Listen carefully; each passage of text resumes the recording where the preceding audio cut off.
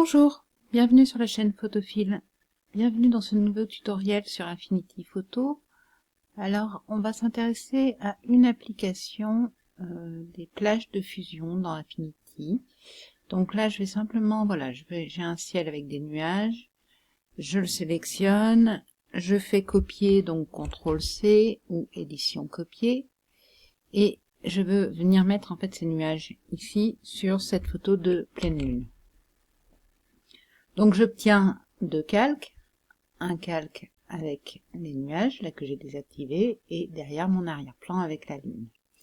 Évidemment, ce que je souhaite, ça va être de conserver uniquement les nuages et de ne pas avoir en fait le ciel de la photo du dessus. Alors il y aurait d'autres façons de faire ça, mais on peut faire ça dans ce cas-là assez facilement avec les plages de fusion. Les plages de fusion, en fait, vous vous mettez sur le calque qui est le calque supérieur et vous cliquez ici sur la petite roue dentée. Vous allez avoir accès aux options de fusion. Alors, ces options de fusion, on ne va pas tout voir dans ce tuto. Là, on va vraiment se concentrer sur une utilisation de ces plages de fusion.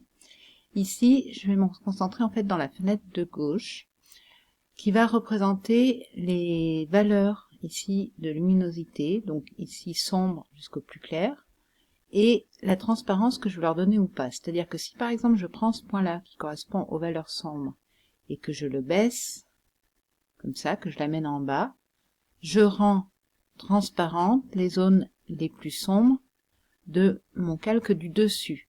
Donc en fait je rends transparent le bleu du ciel.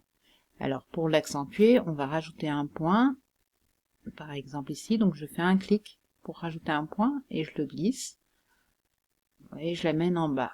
Vous voyez là, on a obtenu en fait une transparence à l'endroit où le calque était bleu, et j'ai conservé en partie les nuages. Pour visualiser le calque, je peux faire Alt et un clic sur la vignette pour voir, voilà mon calque. Vous voyez, toutes les zones sont devenues transparentes, sauf les zones des nuages. Alors, on voit aussi que là, ça a touché quand même un peu les nuages. Pourquoi? Parce qu'ici, ma courbe, en fait, enfin ma droite, elle monte comme ça. Si je veux conserver plus de zones de nuages, il faut que je rajoute un point ici, voilà, pour rajouter en fait les parties plus ou moins claires des nuages. Ça, c'est une première chose. La deuxième chose, c'est que pour avoir une transition plus fine entre les zones, pour éviter un effet qui fasse un petit peu trop dessin, là je ne sais pas si vous voyez, mais c'est vrai que on est sur un effet un petit peu voilà, un petit peu illustration, un petit peu franc. Je peux ici, tout en revenant donc sur les options de fusion, décocher linéaire. L'avantage de décocher linéaire, c'est que ça va me permettre de donner en fait une courbe. Au lieu d'avoir des segments de droite qui vont se connecter entre eux, je vais en fait pouvoir créer une courbe, ce qui va me permettre d'avoir un effet beaucoup plus naturel au niveau du découpage des nuages.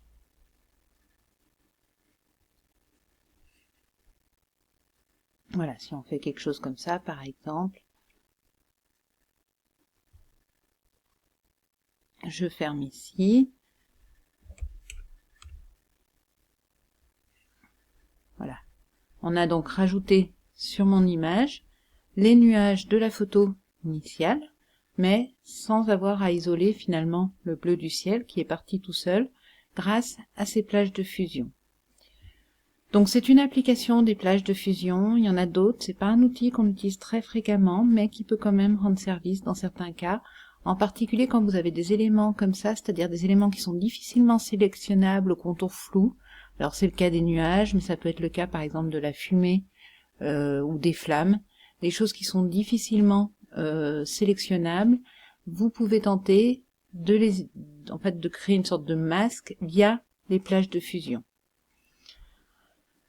Voilà, on en verra d'autres exemples dans d'autres tutos. Je vous dis à très bientôt sur la chaîne de Photophile. Pensez toujours à nous mettre vos commentaires et vos attentes pour les prochains tutos. À bientôt.